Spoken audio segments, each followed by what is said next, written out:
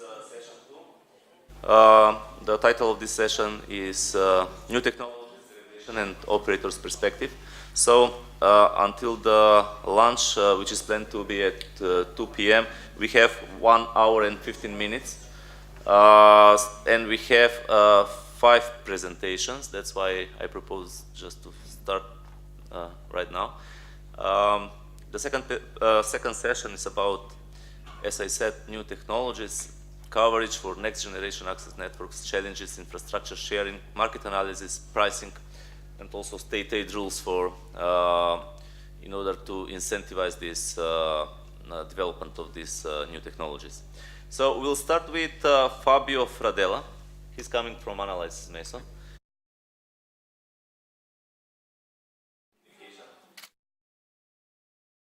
For economic replicability for wholesale services. So I would like Fabio just to share experience about this project and give us some information now about the outcome of the project.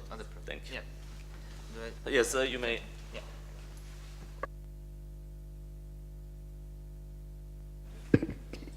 Okay.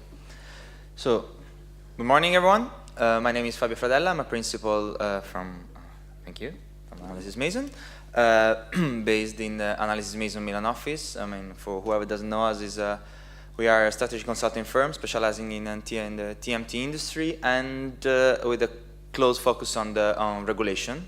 So I mean, so that we are able to support all of the stakeholders of the industry in regulatory projects, both operators and regulators and any other stakeholder. We have developed quite a fruitful relationship with Ike. Okay, thank you. In the last years, we have supported Ike in several regulatory projects. Especially the first one has been the margin squeeze test implementation, which is why today I'm here to talk about the economic replicability test project, which is a bit, to some extent, a natural consequence of the margin squeeze test project. So what we are going to what I'm going to talk to you about today is a bit of context. What are the key differences between margin squeeze and ERT? And a bit of drill down of how we have implemented it, especially the differences in terms of the different implementations between the two projects and the two tests that we have set up. So, bit of context, just for everyone to familiarize. IAC has run its fixed access market analysis and is designated SMP operators.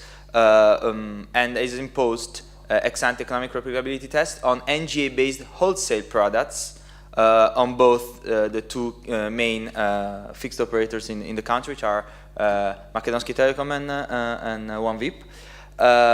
And of course, has the need of implement these economic replicability tests on these services, which we have developed in conjunction with Grant Thornton Macedonia. Of course, I mean, all of you will be, of course, aware of the existence of the EC recommendation from 2013 about the ERT implementation, and ICAS has decided to be, to stick to it and to be adherent to the methodology set up by this recommendation. So this was a bit the challenge that we were facing. Just very quick overview. I mean, I guess all of you is familiar with margin squeeze and ERT, but just to summarize, I mean, what is margin squeeze is checking whether a certain level of the price of the key wholesale upstream inputs, which are usually the access inputs, in any case the inputs which cannot be replicated by alternative operators, access seekers from the SMP operators, allow alternative operators to profitably, realizing a normal profit, replicate the retail offers of the SMP operator, vertically integrated SMP operator itself. So, in essence, I mean, if you can see the slide, basically is checking whether there is a margin between the retail price of the retail offer of the SMP operators and the sum of the costs needed to replicate that offer. So, what is the difference then between, sorry, I can, unfortunately cannot see the slide very well, but I mean, you see, if, I guess there's a small screen issue there, but no, it's not me. I mean, it's just the slide is cut to some extent. Not full screen? No. Was it full screen downside?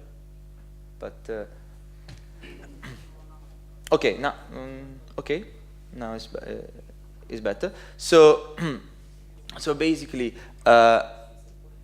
in order to implement a margin squeeze test or an ERT, it must be taken 5, let's say, +1 choices, and then we will know that now that basically the chosen option can be different between the two tests. So let's go. I mean, I'm supposed to go through them a bit quickly, but it's quite relevant that we get them. The first point is actually a point number 0 more than point number 1, because it's understanding when to run the test. No, so there are of course multiple options. So there is a change in the offer in on the retail offer, on the wholesale offers. There's a regular check. There's the option for a regular check, both ex post and ex ante, whether there is a complaint. So I mean, multiple options are available to understand what triggers the running of the test. What products to test? At retail level, at the wholesale level. So all of products, just a subset, on an aggregate basis, on a standalone basis. So I mean, these are the key parameters, the key variables that influence the implementation of these type of tests. Number 3, operators efficiency level. What level of what cost level for the test is to be taken? I mean, is the level of the something equivalent to the to the S&P operator cost level, or something closer to a reasonably efficient operator? These, of course, has not an impact on the on the upstream inputs, but of course it has an impact on the network costs and on the retail costs. Again, what cost standard once the level of efficiency of the operator is to be followed?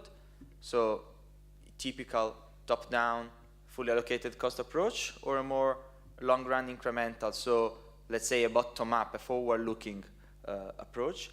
And finally, what is the way of evaluating the profitability of the offer? So just a single value forward-looking, considering also the value of money over time, or a more, let's say, accounting focus perspective, like a period-by-period approach. So all of these, I mean, quick but compelling overview. Got stuck. Next slide, please. Next slide. Okay. Just to show that, I mean, what we have done is choosing options which are partly the same but partly different between the two tests. So when to run with the overarching approach of saying that ERT, being focused on NGA-based wholesale products, must have, let's say, a more forward-looking and investment-oriented approach, because the key difference between the two tests is the type of network it is referring to. While margin squeeze was more focused on the legacy networks, which were already there, and on which basically the recovery investment was just to recover replacing investment on an existing infrastructure, what we clearly know is that I guess the next session will be about, is that NGA networks are let's say work in progress, are in course of rolling out and of development these days, and operators have invested on them. So the key, one of the key objectives to be reached is to somehow prevent, of course, S&P operators foreclosing the market, the retail market, which is, of course, not acceptable from a regulatory point of view, but at the same time, protecting the investments that the operators are being making just these days. Because these are, really next generation networks that have been rolled out during these years. So all of these translates in a more, let's say, forward-looking and investment-focused approach for the ERT. Then, in terms of when running the test, we have, I mean, the approach is lighter in the sense that just when there is a new offer or a change in the offer, and actually a change in the flagship offers, now we will see what this means. The test is to be triggered and is to be run on a single package basis, just to understand what are the key offers to be tested, and we'll see, I mean, later on, yes, on all the wholesale products, but carefully taking into account what dimensions of the wholesale products we are considering. At the same time, there was no way of, let's say, getting easily out from an equally efficient operator level for the test, for the cost levels, while we have considered an LRIC plus cost standard, just to check, just to put ourselves even more on a forward-looking and investment approach, investment decision approach, like operators do today when to fight for new customers. And consequently, and let's say, consistently, we have considered as a profitability tool just a DCF over 24 months, which is, usually, let's say, minimum user average lifetime for a fixed offer. Okay. We have quickly mentioned a retail flagship offer and retail flagship offer change. This is one of the key challenges that that we have faced during the project, because that's exactly what the EC recommendation says. No, so it says that the test should be focused only on the retail flagship offers, and of course, it can be. A trigger can be also an offer change. Therefore, we had to deal with the issue of defining what a retail offer is, what features it, what a retail flagship offer is, and what a change in the offer is. So in this slide basically summarizes what we have taken as approach in our in the AER test we have developed. So first one, what defines an offer? An offer is defined by a product, a family name, a pricing scheme, a broadband access nominal throughput, which is of course the anchor service for fixed NGA services, voice traffic allowance as well, even if of course the relevance of voice is decreasing, what IPTV channel offering is included in the subscription agreement, predefined add-on packages, and out of bundle service prices and offerings. And this was somehow a bit of a son of a margin squeeze test. It was the easy part. Then what is flagship? Because the EC recommendation just says flagship, but flagship can mean, how can you assess flagshipness, if the word existed? So flagshipness, basically, there is just, let's say, one precedent of attempted attempt of definition by another regulator, actually the Luxembourg operator. So the Luxembourg operator took the approach of saying that in the sending order, that's the set of offer that represents an aggregate share of 70% of all the retail broadband revenues of the S&P operator in the retail broadband market, or one offer that represents on its own at least 10% of revenues, fixed broadband revenues in that country, and for that operator.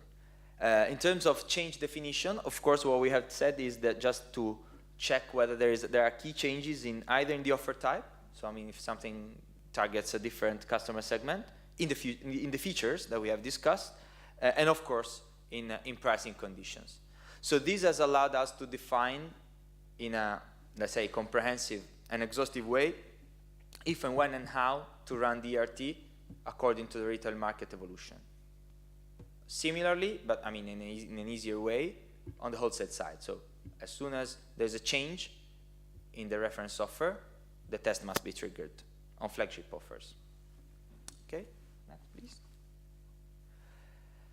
Okay, flagshipness assessment. So the Luxembourg operator was proposing a 70% share of subscribers and revenues. So we have proposed a similar approach, and of course one of the comments we have got is don't go for revenues, go for subscribers. That's actually what we fight for.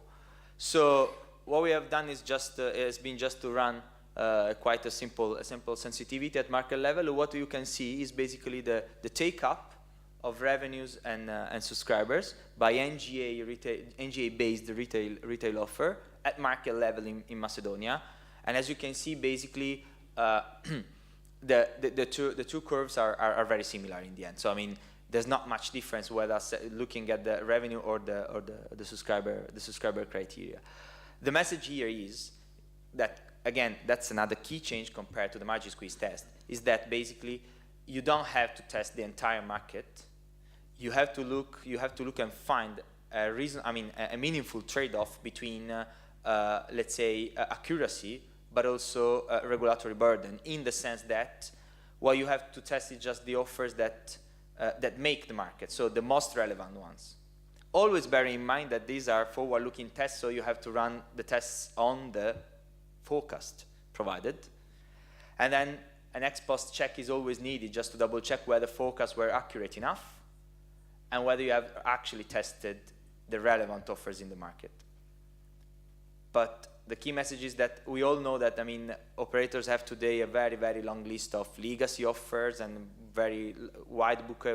There's no point in testing everything, because otherwise, I mean, everyone would just lose the time without really checking what really matters on the market. Okay. Okay. Wholesale inputs here.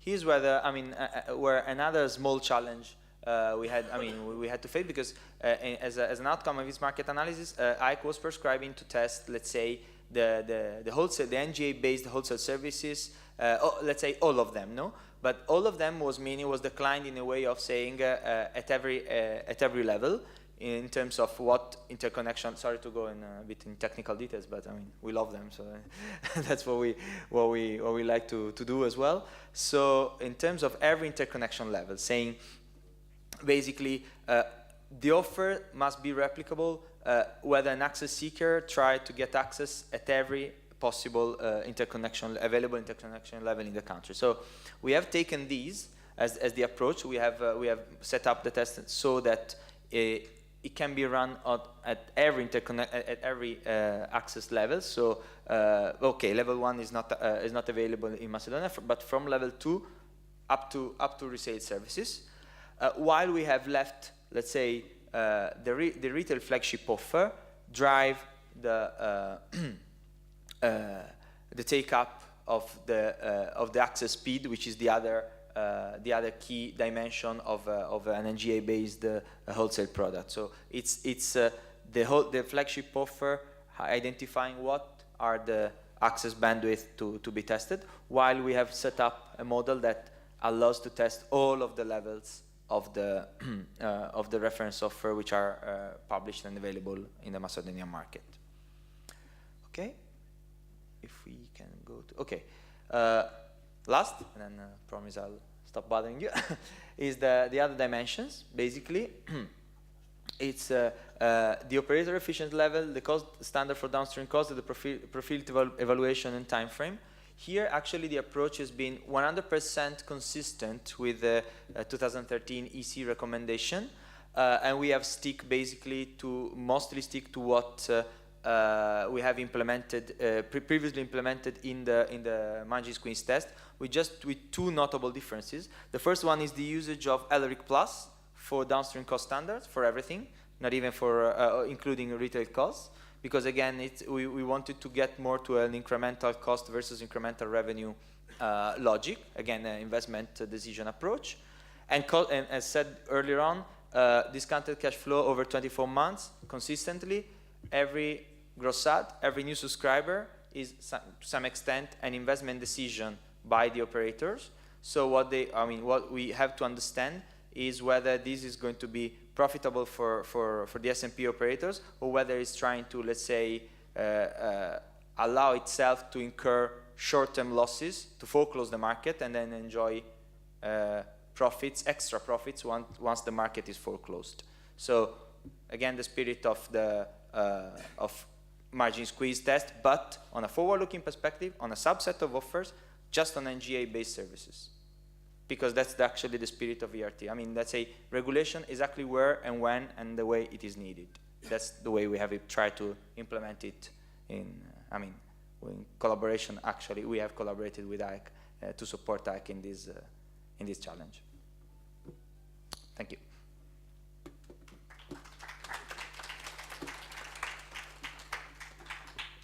So I would like to propose to go with all presentation and later on to have a questions for all of them, if you agree.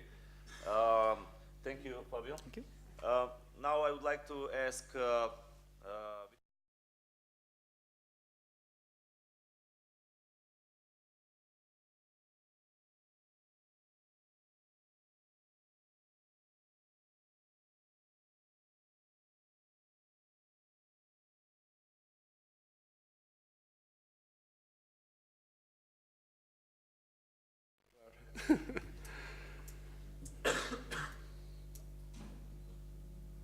Yes, it's okay.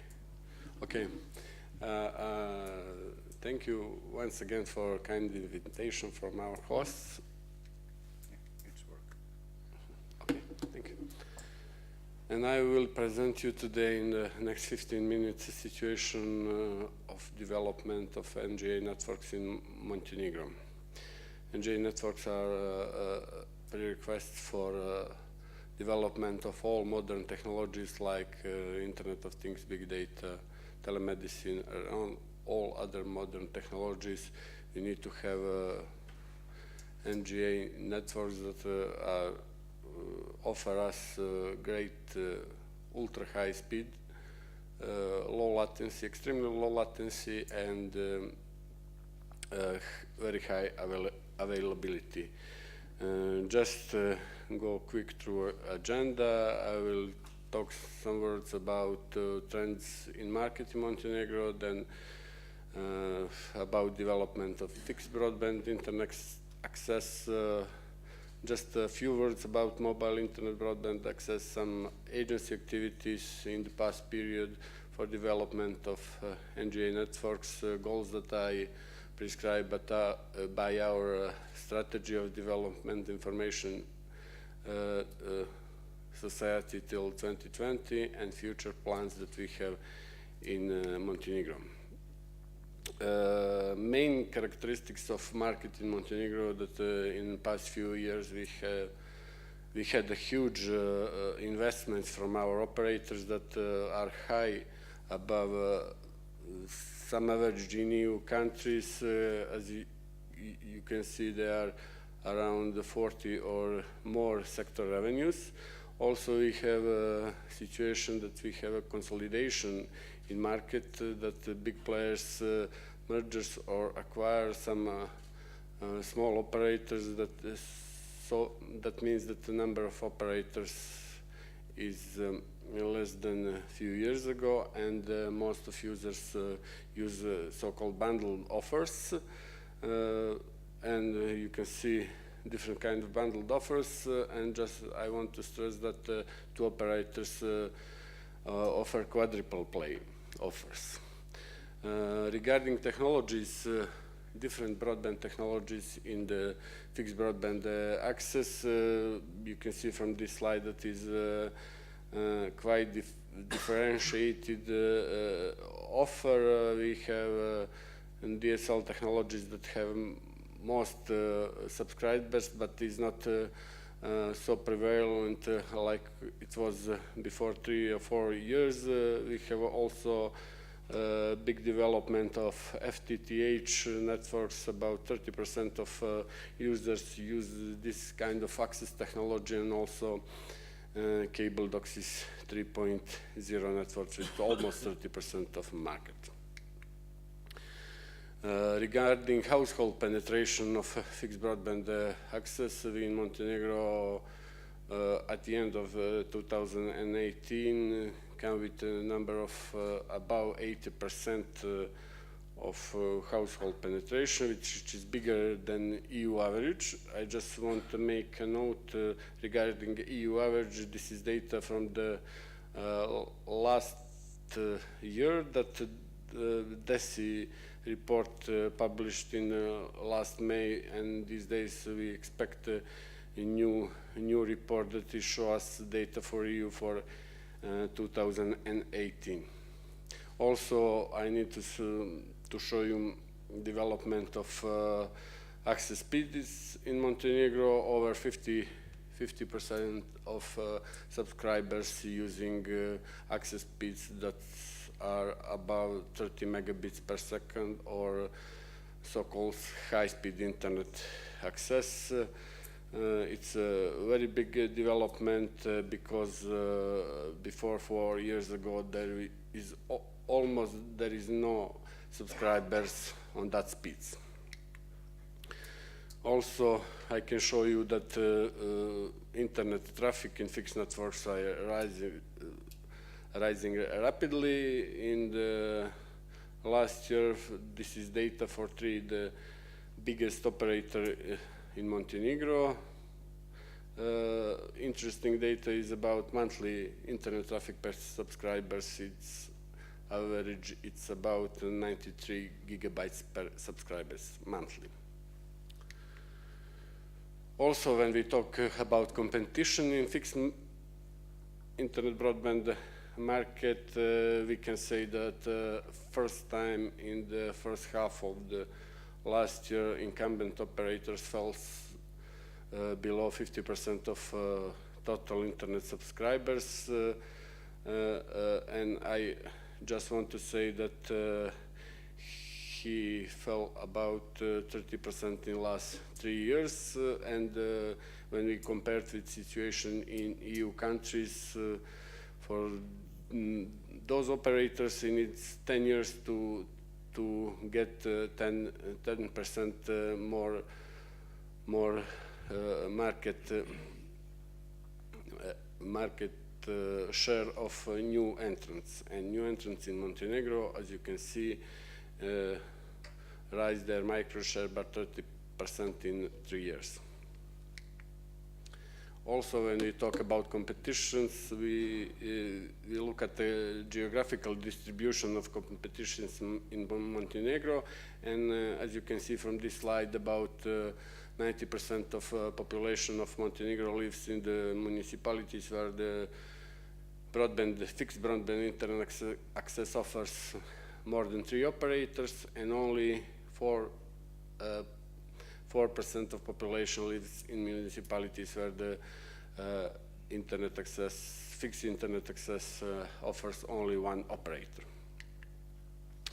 One of the biggest problems regarding fixed internet access in Montenegro is so-called digital divide between different regions in Montenegro.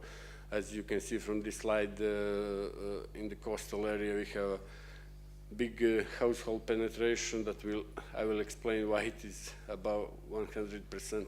It's not logical, but in our coast there is a lot more flats than a registered household according to our statistical office. And in the north part of the Montenegro we have a very low penetration with about just above 1/3 of the household. So in the next period it will be a great task to came up with a solution for this digital divide. Also, with this slide shows comparison with EU average data from the last DESI report. I just want to mention a few data from this slide. We are very proud with the development of FTTH coverage, which is double the EU average. Also, when we talk about EU, there is a large number of countries, and there are different situations.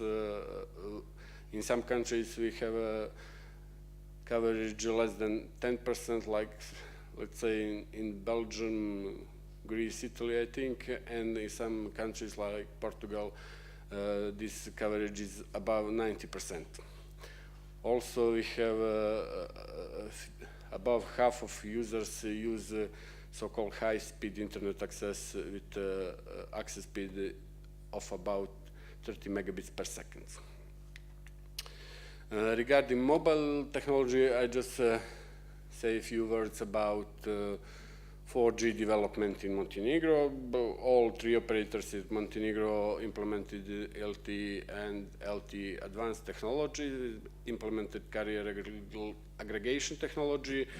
Also, we have a stable and very high coverage of populated area and with very high download speed. In fact, one of our operators tested in their networks before a few months, and they almost reached 1 gigs again in the mobile network. Also, I will show you numbers regarding penetration, mobile broadband penetration in Montenegro. This data is from December of 2018. It shows us that we are still behind the EU average.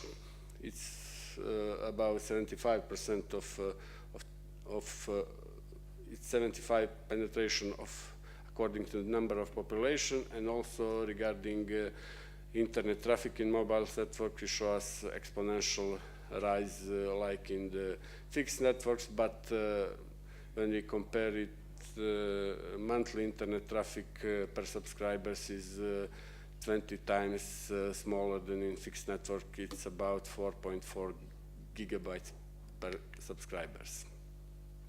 I will just mention some agency activities for the a few past years in encouraging development of networks, development of competitions, and encouraging of users to use internet with the highest access speeds. It's a very developed shared use of electronic communications infrastructures, especially telecommunications ducts. It's under regulatory control of agency. From the beginning of regulatory controls, length of duct that is commonly shared used by the operators is increasing by 50 times. Also, we prescribe some technical conditions for building electronic communication networks and infrastructures, public and private in the buildings. We also initiated and actively participated in the establishment first internet exchange point in Montenegro. We also established system for mapping of electronic communications infrastructure. We do also some work about quality of service for internet access, and I show you some new things in the next slide. And in everyday work, we always think about strengthening competitions and protect interests of end users. This is exclusive news for you. In the next 10 days, I suppose, we will activate and publish our new solution for measuring quality of service internet access measurements. It's open source systems which had mobile and web clients, and also it's put results in the map, also have open data, measures download, upload speed, jitter, delay, and it's fully in line with BEREC recommendations, so we can compare our results with results from other countries. And for 2 slides more, we have goals from strategy for development of information society 2020 in Montenegro that government adopted a few years ago, and we have partial goals for 2018. 2 bold red ones are fully complied with these partial goals, but we are still lagging behind in the terms of number of households with ultra-fast broadband connections, and also one of the, let's say, biggest challenge in this will be coverage of NGA networks. That we have a very ambitious goal till 2020 to have 100% of all populated area. As you can see, that's one of our future plans are stick to fulfill these goals that I mentioned. In that sense, we are in the process of mapping out broadband access. In fact, we are organized tender procedure, and we, in next few months, expect to finish this work. And also, Ministry of Economy, as a in-charge ministry, prepared draft law on measures to reduce the cost of development high-speed electronic communications network. That what we expect that will further boost development of NGA network in Montenegro. Thank you very much for your attention. If you have any questions, I will be. Thank you, Vitomir. Thank you for sharing for such impressive information regarding, especially for the level of investment, 40% of the sector. It is really impressive. Thank you. Now I would like to ask Nikola Ognenovski. He is a marketing director for business customers, recently appointed. I would like to congratulate him on his appointment and wish him a lot of success. Thank you. Yeah, today's birthday, but still regulatory and hard. I thought that we will keep it for tonight. Yeah, thank you. Tonight we will celebrate. I will share the bill with NRA. With Alex, so thank you. Okay, so his presentation is about operators' perspective for new technologies. So the floor is yours. Yeah, just okay. Okay, I'm Nikola Ognenovski from Makedonski Telecom, incumbent operator incumbent operator in Macedonia. So the topic which I would like to share is operators' perspective for new technologies. So in today's world, everyone are talking about digitalization. It is very popular buzzword, and all stakeholders, starting from operators, chambers, governments, institutions, are explaining their role in development of digitalization, not only on West Balkan, but also in Europe. But the impression is that maybe we are talking too much, but still there is a lot of practical challenges which should be done. So when we go from the start, definitely the most important for digitalization of the society is so-called internet connectivity. And we all know that for the internet connectivity, responsible are the operators. So when we are speaking about private investors and operators, which should provide precondition for digitalization of the society, operators, we still have a lot of challenges which we should solve together, of course, with all stakeholders about digitalization of the society.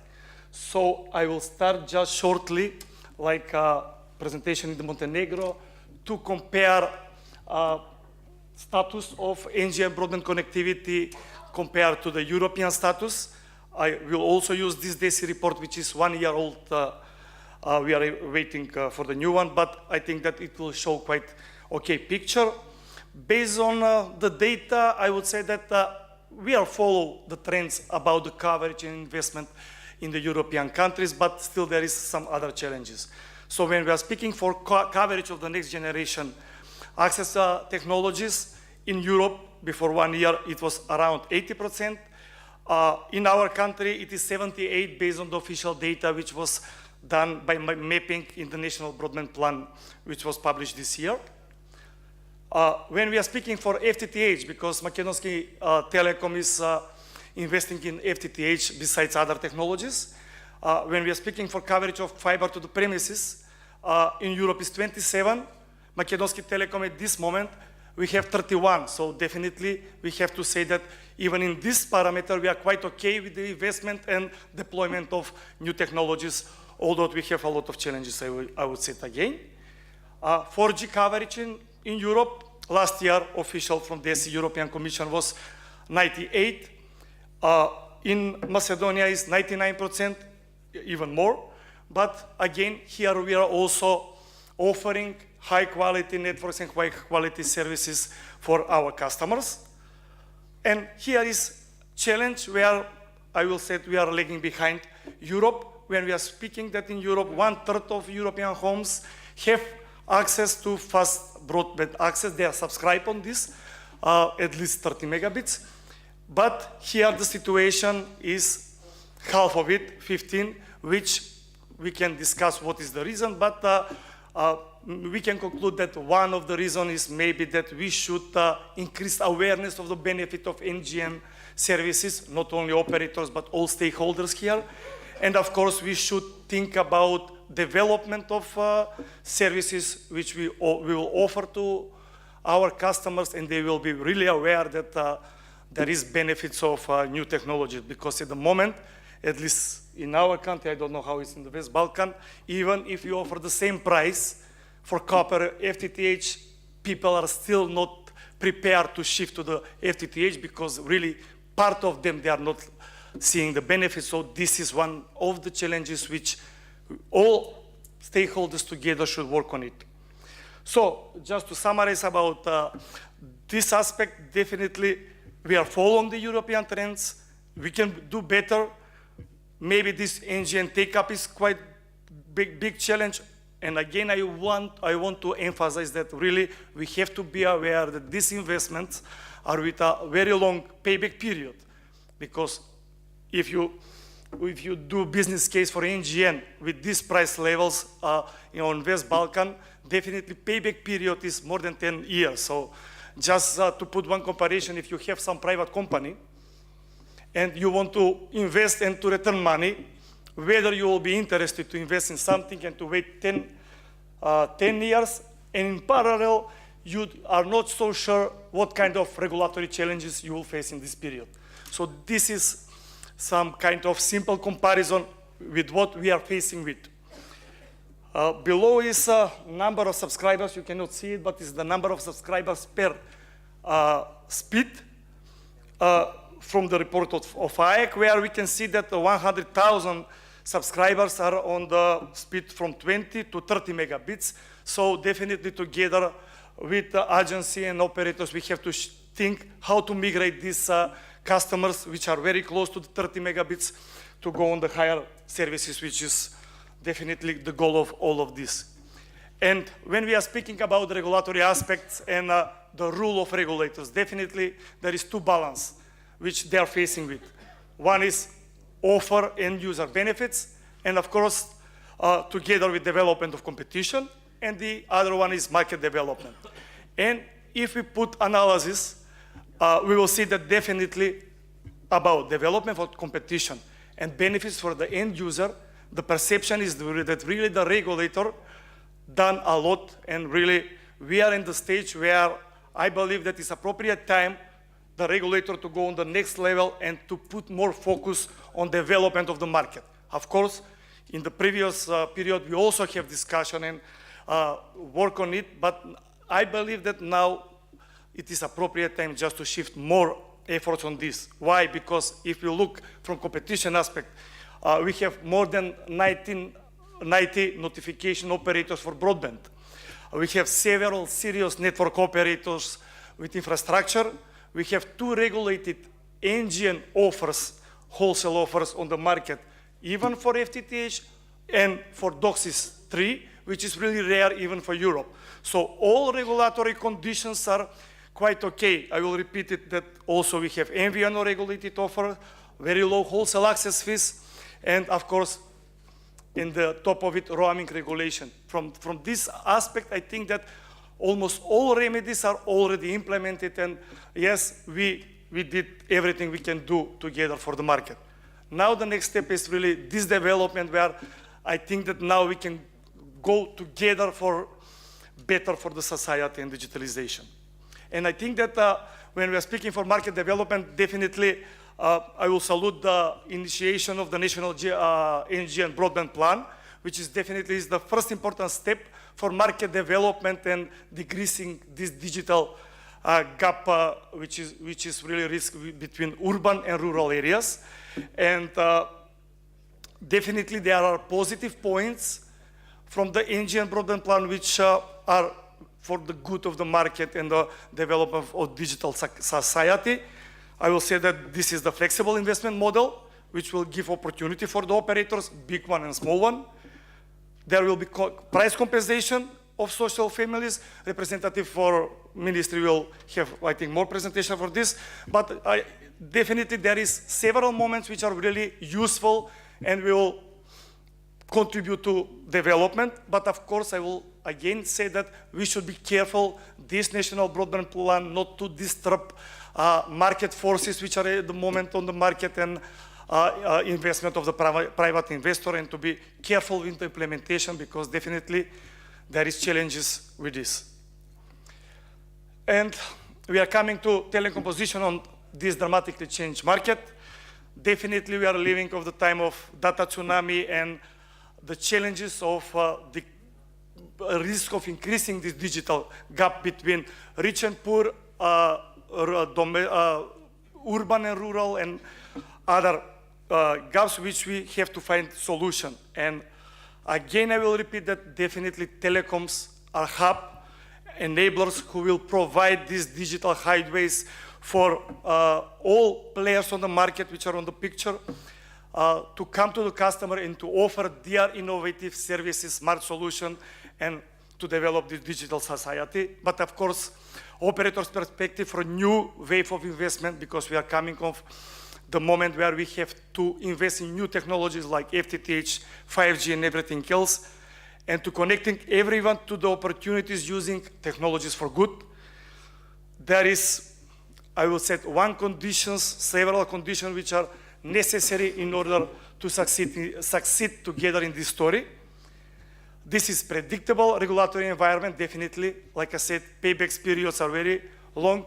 We need predictability in order to have a reasonable forecast of our financial flows. Flexibility in technology, because definitely based on more analysis, I will say that I will refer only on consultants company Analysis Mason.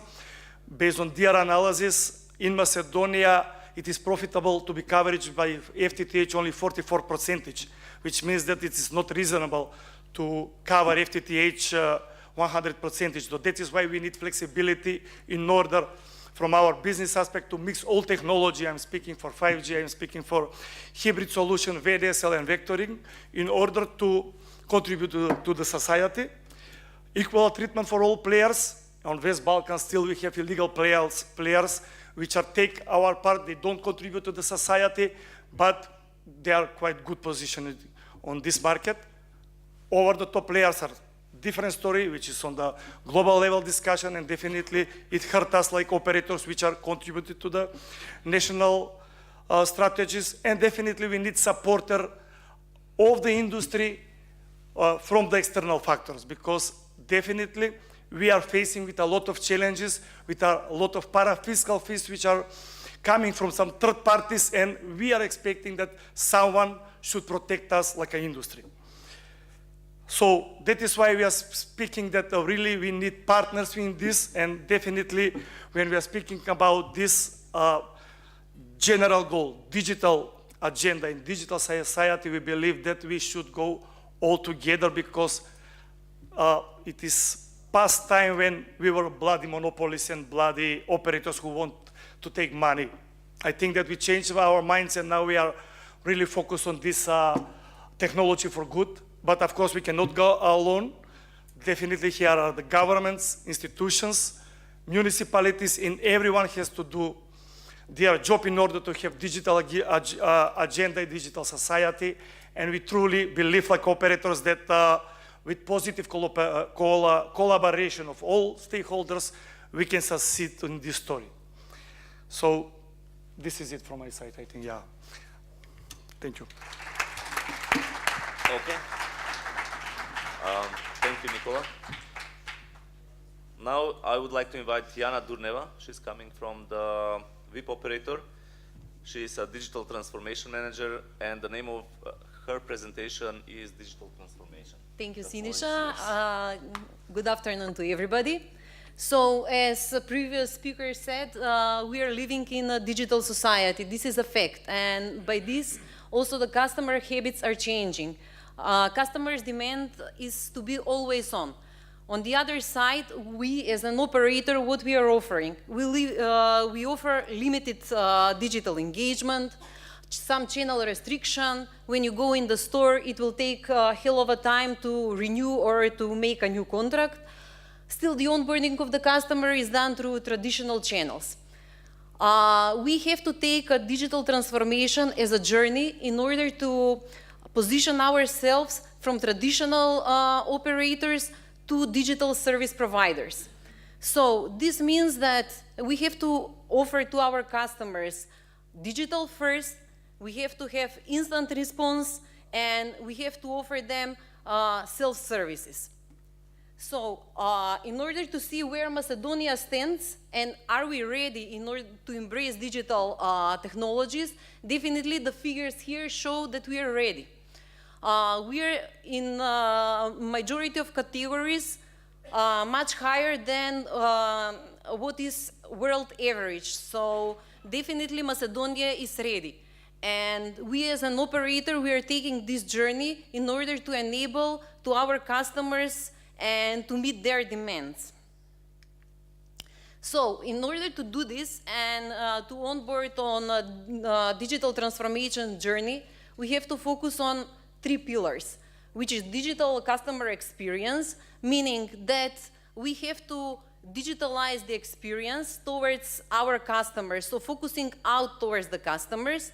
The second pillar is digital operations, so we have to focus inside and to digitalize our operations, the way we work. And the third pillar is digital organization. Definitely, we have a legacy mindset, so we have to find a new way, a new model to work in order to implement digital transformation and to start living in the digital world. So digital experience actually means digital sales. So we have to focus on e-commerce. So when people think about making a contract, they have to think about digital first. But here it means that we have to overcome the complexity that we have now as a legacy. It means that we have to simplify the process, easy checkout process. Compared to us, I can say what is going on in our case, it's much more slower and it's much more complex when you go to Amazon, to AliExpress or similar. We have to also transfer customers and their self-care needs from traditional channels like calling customer service to applications, to chatbots, to traditional chats. We have to focus on digital marketing, analytics, to use new tools and services, and definitely digital bills, something that is real-time and something that is very convenient to our customers. Instead of digital operation, we have to find a way to digitalize processes. And also, we have to find a way to remove repetitive tasks. So repetitive tasks definitely will have to be robotized. On the other example for digital processes can be optimization of activities of a field force. And digital organization, I think this is the most difficult thing because you can find an expert and you can do a digital customer experience and you can do the optimization on the operation. But the organization, it takes a mindset. So here we have to embrace a new way of working. So we have to go in the agile way of working, like imitating the startup community and find better way to deliver fast and to be more flexible and to answer the fast-changing demands of the market. And by that, we have to boost digital skills to our employees. So I will give you some insights what we are doing in our company in OneVip. So instead of digital sales, maybe some figures will sound, let's say, a little bit low, like channel share ratio, it's 3 to 4%. But just as comparison, at this point, we, with our own stores and with the partner network, we have around 100 stores, let's say. This means that with this percentage of 3 to 4, we are performing like one, let's say, medium-sized store or maybe even bigger store outside of Skopje. it's normal that we are not acquiring new customers through our online sales process, which is normal. We are saturated market, and this is it. What we have found out in our experience up to now, that our customers practically, when they go to our online shop, they're driven by some discounts, so they're looking for an incentive. They still don't find that buying online is just convenience. They do not see it like that. And frankly speaking, this is true, because we need to optimize our online sales journey. Still, if you go and buy something online in our shop, it will take few days for you to get your handset and to get the contract. While maybe in the physical store, you will wait an hour maybe, but you will get immediately the phone. So here there is a big space for improvement. Definitely, we are facing with the complex and legal and regulatory signing process, which has to be overcome, and we have to somehow embrace digital trends also in this direction. And for the future focus, definitely it's omni-channel approach, which meaning if I start the process of buying in offline, in physical store, I can continue in online and vice versa. So channel is irrelevant. And also, customers want something that is personalized for them. It doesn't make sense nowadays.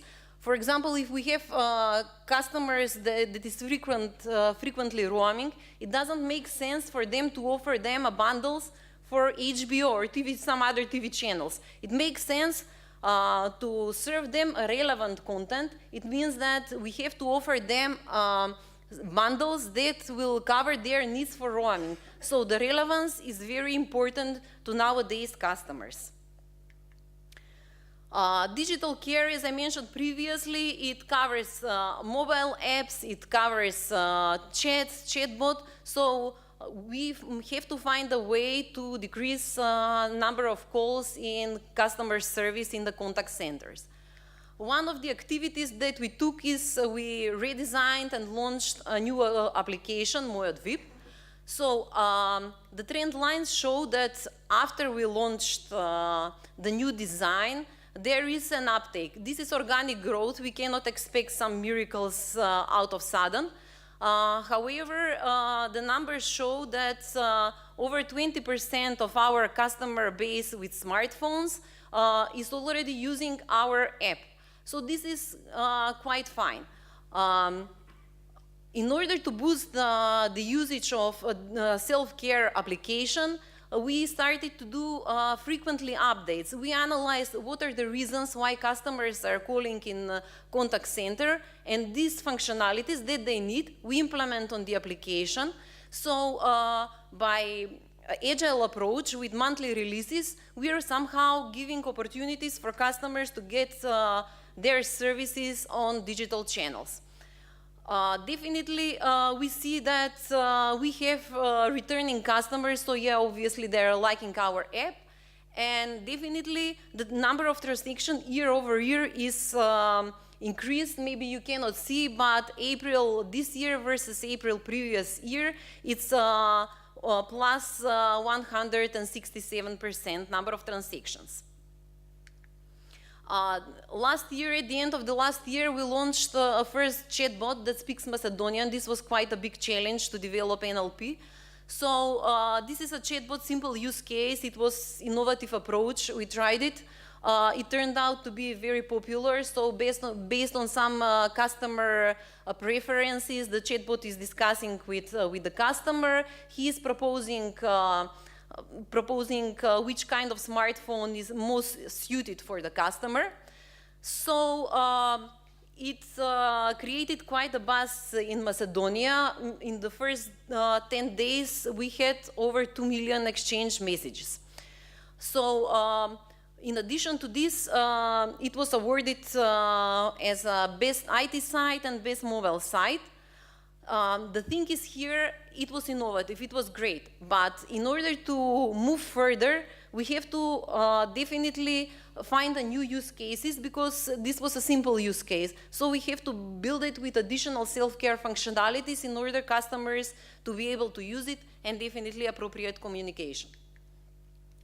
Instead of digital bill, I will show you some interesting results, what we have done and how we boost the percentage of digital bill.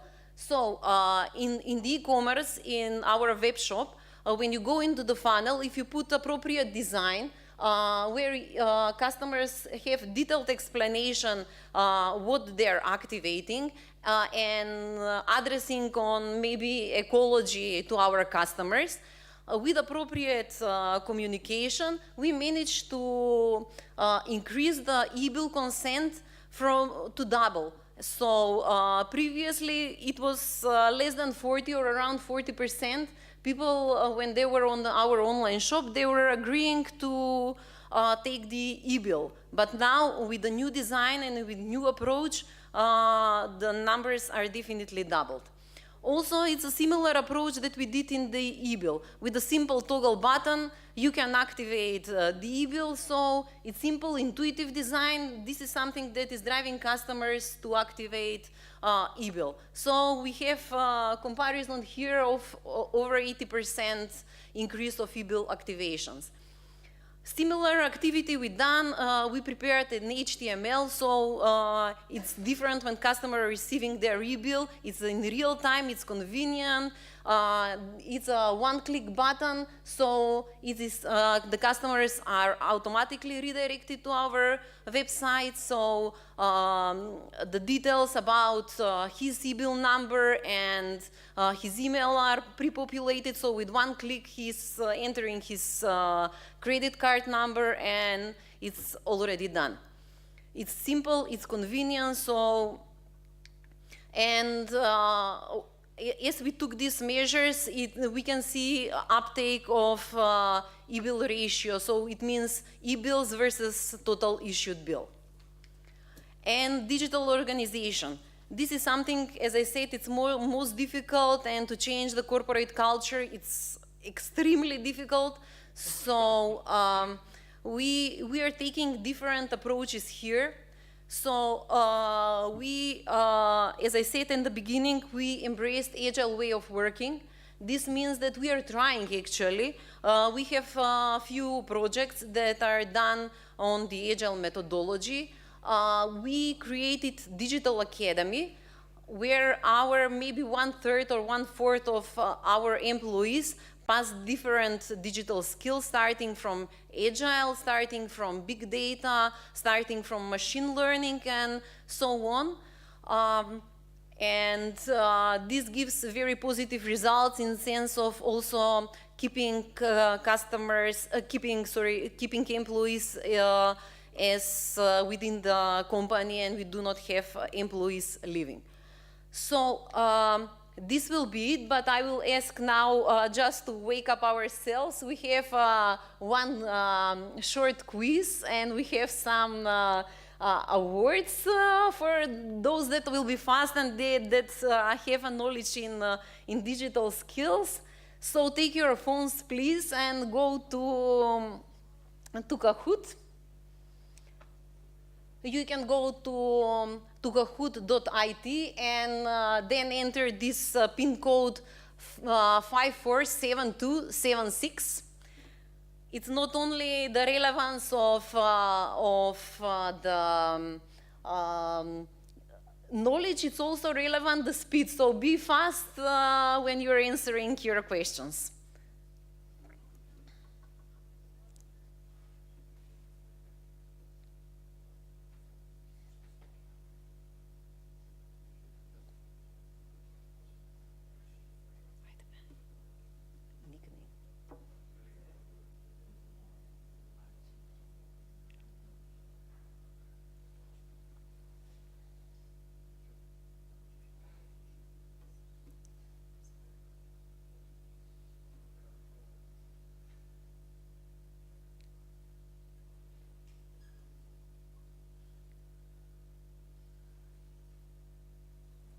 Okay, I think that you're already, okay, we are over 31 players, so is there, I think we are ready, so please go start.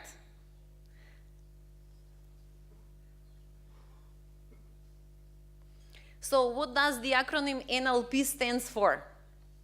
New landing page, natural language processing, next level programming, or new line production?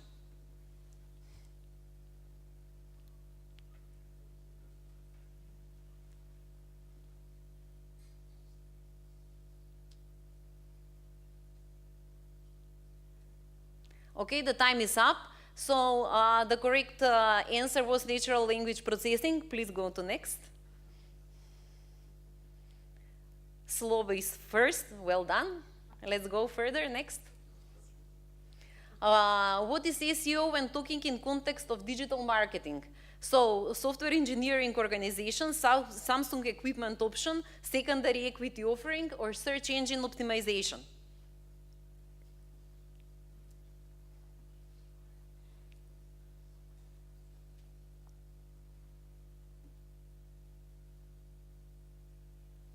Okay, we have quite good number of correct answers. Next.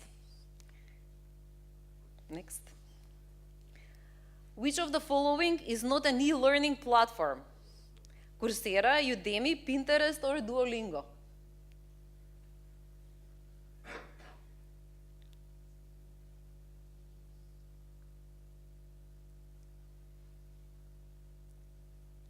Five more seconds.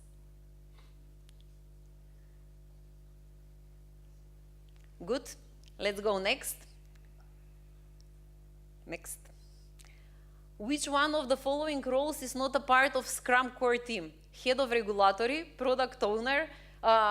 Which one of the following roles is a part of Scrum core team? Head of regulatory, product owner, chief IT officer, or call center agent?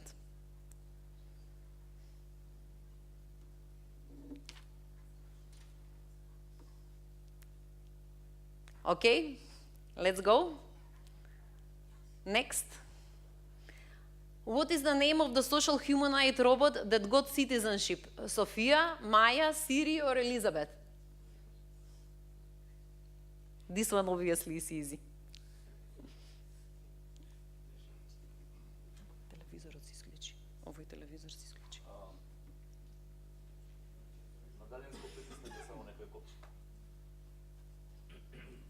Okay, let's go next.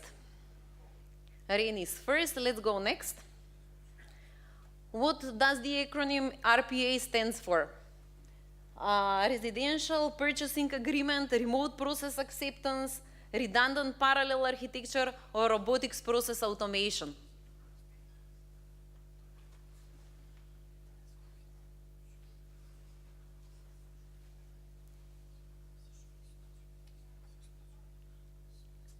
Well done. Let's go next. Mark is coming first again. When talking about cloud computing, what is PaaS? Platform as a service, process as a service, program as a service, or product as a solution?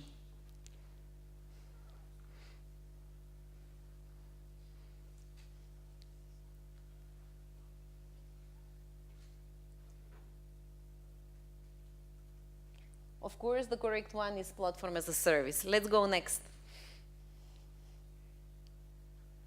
Next, please. Which of the following tools is business data analytics tool? Google Play, Netflix, Power BI, or WhatsApp?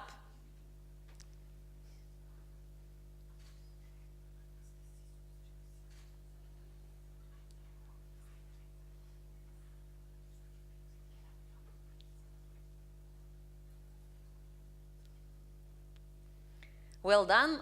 Power BI, definitely. Next.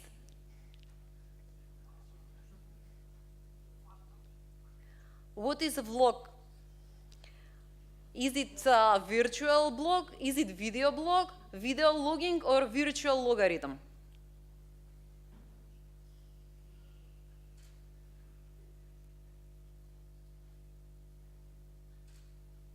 Five more seconds.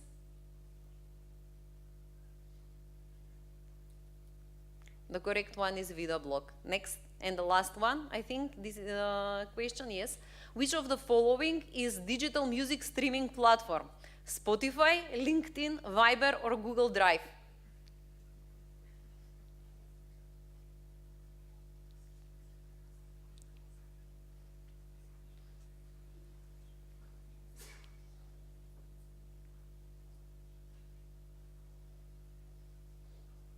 Yes, correct, is Spotify. Next, let's see the results.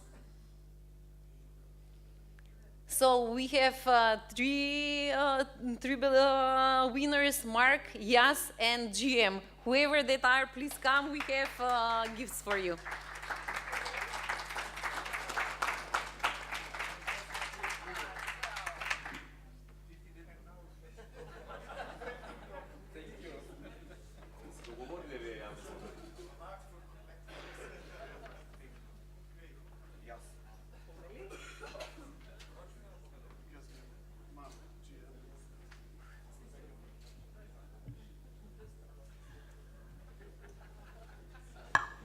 Thank you, Jana.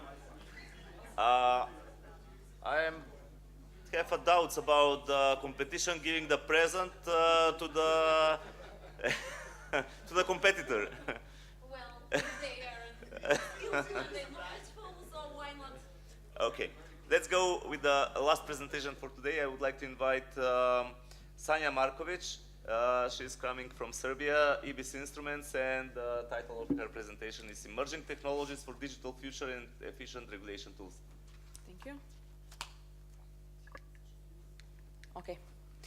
So for the start, first a few words about the company. EBC Instruments is a company that is founded in 1996 in Belgrade, and ever since our earliest days, we developed our own innovations in and implemented innovative solutions of leading global companies.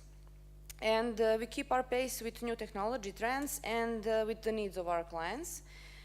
This helped us build leading position in the demanding ICT market. We wanted to respond to the requests for competitive solutions in different countries and to share our successful experience with telco, enterprise and government clients. That and the trend of globalization motivated EBC Instruments to expand its operations in several countries in Southeast Europe, and this move is strongly supported with our partners. Our headquarters is in Serbia, in Belgrade, and we have offices in Bulgaria, Romania, Macedonia, and Bosnia and Herzegovina. With more than 90 employees at the moment, and we successfully provide services to over 30 national telco companies and to over 300 clients in 10 countries. This is the picture of the company, actually 4 business domains in which we work. First is test and measurement solutions, where we start from the very beginning of the company. Next one is system integration, and next is our own software development in the domain of big data and analytics. And finally, and the newest one is IT security. During our work with regulators, we see that ICT strategy constantly needs promotion, coordination, and control. Drivers that initiate goals and actions for the regulators can be different, like legal regulation, EU directives, standards, or some recommendations. In next few slides, I will present solutions which we provided to different regulatory departments, like radio communication department, control department, or IT department, where the focus was on the certs. In the spectrum management area, we work with ATDI that has several solutions that cover regulatory needs. First one that I want to shortly present is ICS Telecom EV. Planning, modeling, and regulating radio communications in the frequency ranges from 8 kHz up to 350 GHz requires computation of connectivity, traffic flow, and interference between subscribers and nodes. And other assets, within one network. This is a core function of the ICS Telecom EV, and it incorporates analysis methods from leading institutions, including International Telecommunication Union, ITU. In today's multi-technology market, it is essential that any software tool considers such interactions in a technology, service, and topology neutral fashion. ICS Telecom EV is ideal tool for planning wireless networks, but its statistic capability also allows wireless networks to be modeled. ICS Telecom EV covers every established spectrum-dependent technology, and all emerging technologies are added once they have defined methods. And planning can be manual or automatic. It can be on standalone machines or networked computers. Next one is ICS Manager. It is a backbone of regulators' spectrum management division, capable for supporting all spectrum management functions. The software allows the user to carry out station definition, ITU notification, international coordination, license issue, and a host of management functions associated with spectrum management. Monitoring data can be imported and compared with data on record. Frequency plans can be assembled and managed, and future assignments made against can be made against these plans. And data can also be stored specifying antennas, equipment, and users. Licensing data can be exported to a billing system for the generation of invoices for spectrum use. Next solution is ICS RF allocations. Whether it is used as a standalone application or as a module to ICS Manager, ICS RF allocation editor enables regulators to edit and maintain a comprehensive frequency allocation plan for publication in PDF or via public web portal. ICS RF allocations editor enables users to edit the content of national frequency allocation table and radio interference regulations prior to publication.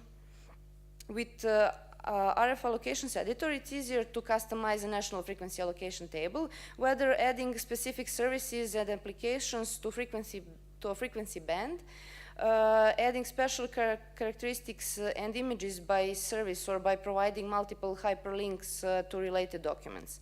This customization process facilitates rapid user searches and to identify frequencies of interest.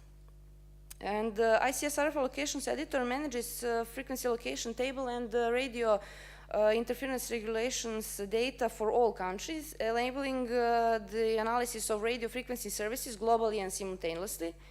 And its cartographic engine displays stations on a map for a given service and frequency band, even cross-border, enabling a quick view of the spectrum usage in the area of interest.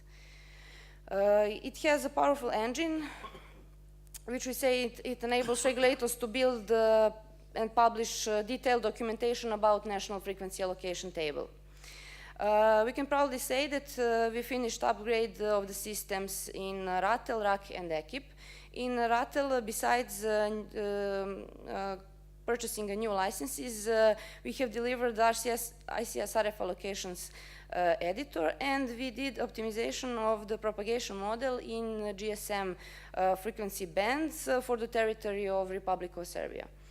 In RAC, we did customization, besides also a new upgrade of the system, and we developed an interface for the financial sector. Regarding quality of service of fixed networks, we have a cooperation with Austrian company Aladdin IT with their NetTest solution. NetTest was developed in close cooperation with RTR, it's Austrian National Regulatory Agency, to monitor quality of service and quality of experience of internet access and services based on BEREC recommendations. The objective of the measurement tool is to provide a reference system for monitoring the QoS aspects of IAS, such as speed and delay, as well as aspects of traffic management, such as blocking and throttling the internet-based applications. Today, Aladdin's comprehensive measurement approach covers user experience and customer devices, performance via hardware boxes and routers, and real-time monitoring of networks.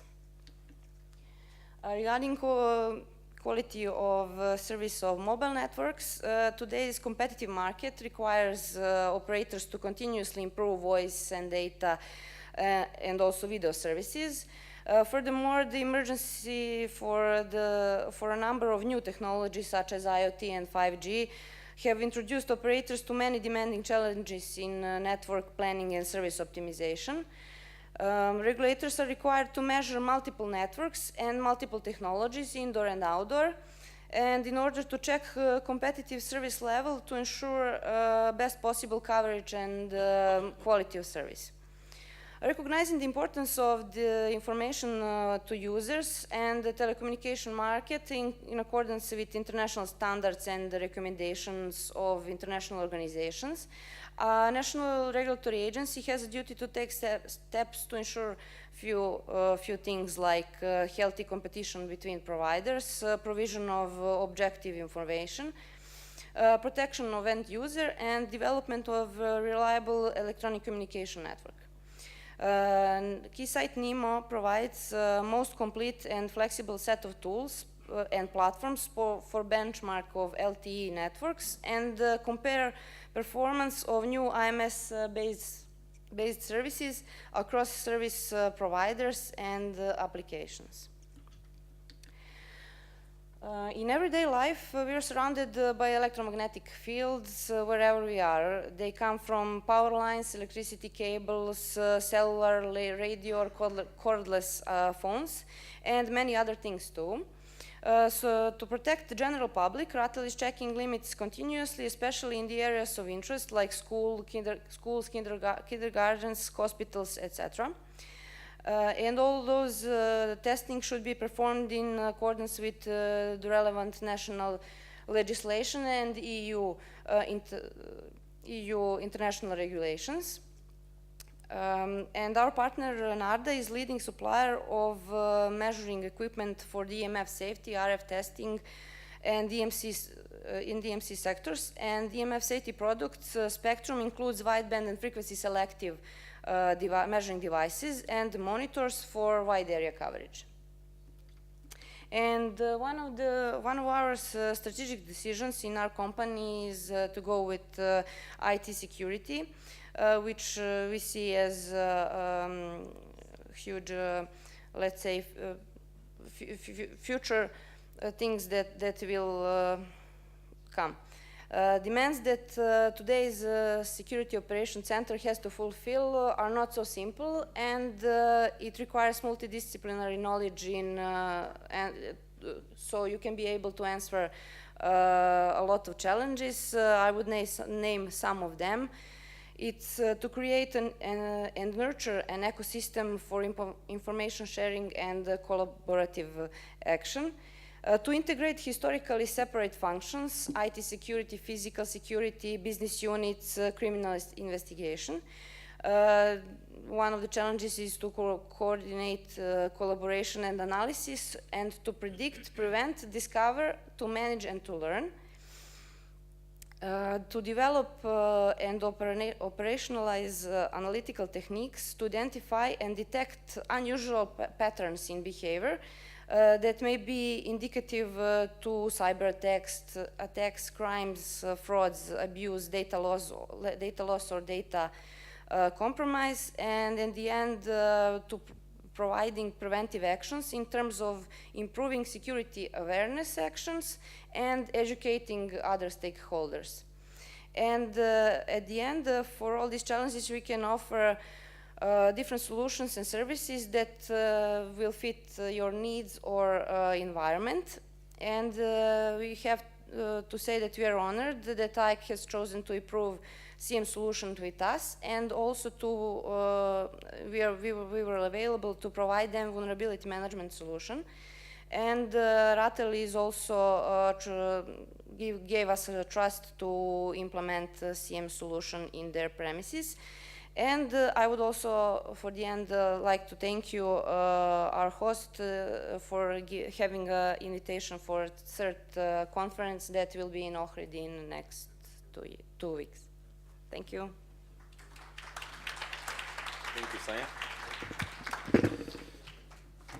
Now I would like to open the floor for any questions from the audience, from you.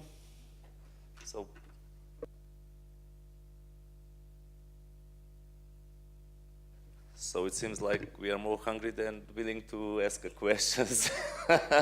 Okay, lunch break is now. The lunch will be served in the restaurant on the same hotel, and we'll meet at 3 o'clock after the lunch.